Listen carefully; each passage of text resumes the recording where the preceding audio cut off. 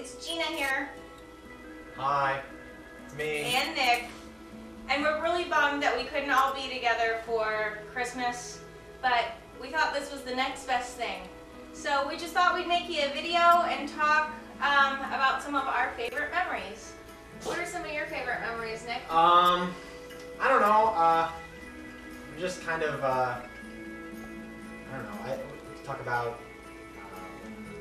We made the igloo. Me and Sam made the igloo outside the house, and you were actually babysitting us at the time, and then you called. Everybody was gone. You're babysitting us at the time, and then you called the news and got us on the news and stuff like that. And that was always pretty cool. And I don't know. That was kind of a cool memory. That was awesome. I remember that. Yeah, that was pretty neat. I don't know. Just kind of. I tend to think of all the toys that I got around that time. Turtles pizza shooter.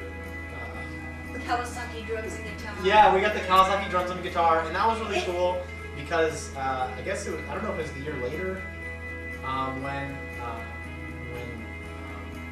we gave those to Monica. Was it the year after? Like, I don't know. It might have been a couple of years after. And gave then, those, gave those to Monica, and she was able to give them to Eric and Marcy, and that was really cool. That was a really cool experience because. I don't know, you were kind of showing us how to be compassionate to the rest of our family and help them out and stuff like that. And that was awesome to see that kind of stuff was happening. And I think your example with that was really awesome with your kids.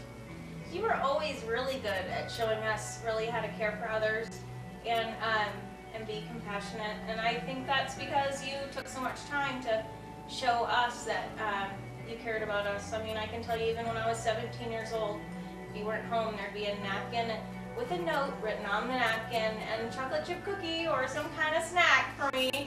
I'd bring friends home from high school and they'd say, your mom leaves you a snack, you're driving.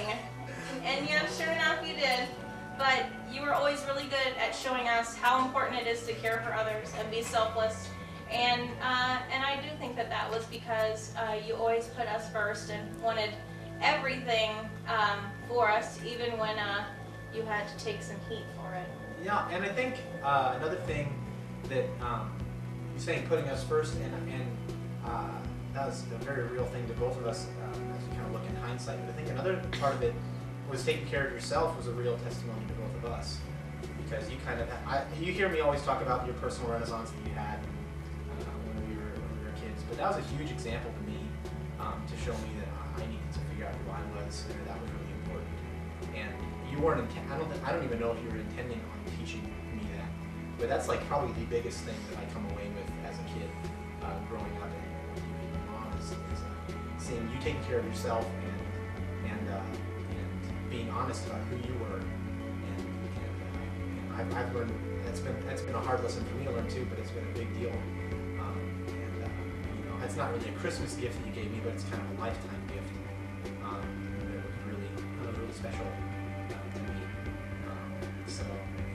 I mean, you gave to other people too. I mean, we went and helped with the St. Nicholas party and stuff at the cathedral. Yeah, we'd always like help feed the homeless. We did that a couple years in a row. We helped hand out coats and mittens and stuff to homeless people when they had that dinner. I mean, I can remember tons of times that you guys were volunteering us and taking us down there to help, even if we were kicking and screaming. Once we got there, we felt really good about it. And that was always, you know, really, that's kind of the way things were. Is we'd be like, oh, this is stupid, I don't want to do this. Then we get there and then we'll find it really gratifying, you know. And I'm glad you pushed through our ridiculous behavior. We all know I was a force to be reckoned with. So, no, most definitely you were, and I was just, I don't know. You know, I think, oh man, something that makes our relationship so different, our relationship with you so different than our relationship with other people is there are times when I was a kid that I really wasn't very thankful for many things, and it didn't really faze you, or at least you didn't let us see it if it did. There were times where we both got gifts for Christmas that we weren't really very psyched about, you know, and I look back at you being a selfish kid and being like, I'm like, what was I thinking? Why was I such a jerk about it? Close. Yeah, it's just like, you know, and just move on and be like, oh, whatever. you know, and you always handled that so well, and you know, you never. So well to the point that when I talked to you earlier today, just about 20 minutes ago, you told me of all the presents that were getting sent, which most of them I knew because I asked for, but then you told me that the receipts were in the bottom of each of the boxes in case I wanted to return them. Even the things that I asked for exactly specifically, you said, well, if you want to return it, the receipt's in there so you can do that. And you did this. You would take me Christmas shopping before, you know, and you put everything on layaway, and you let me pick out everything that I was gonna get. So, okay, I have this one memory that has nothing to do with it. Actually, has to do with toys. I just remembered another one. Go ahead. Okay, this one. Okay, for one, you freaking told me that Santa Claus wasn't real when I was 5 years old, and all the other kids thought that Santa was real, and I was the one that was convinced that he wasn't because you took me into the attic and showed me all the presents that Mom and Dad had bought. Up there where Dad's office was. Yeah, in that little cubby door or whatever. I remember this now. You showed that to me, and I was like, holy shit, the Santa Claus isn't real because all the presents are here.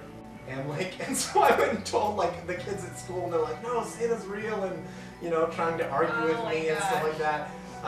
But I remember there's this gun that I wanted that was like a transforming like gun that turned into swords and machine guns and stuff like that. And I really, really wanted it. And I remember we snuck up into Dad's office.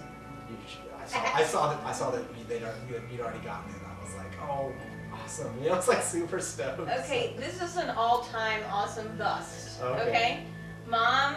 Usually, like in the years before, like I had a huge Christmas layaway at like Fashion Mart or whatever. We'd go there. Mom made this huge Christmas layaway. I knew what it was. It was all the clothes I picked out. They were all laying out. But there was this other year that I wanted this pair of hiking boots that was like $130 or something. They were really expensive for then. You know, that was like in 1995 or 6 or something. Anyway, so I had this assembly at school where I had to talk in front of the whole school.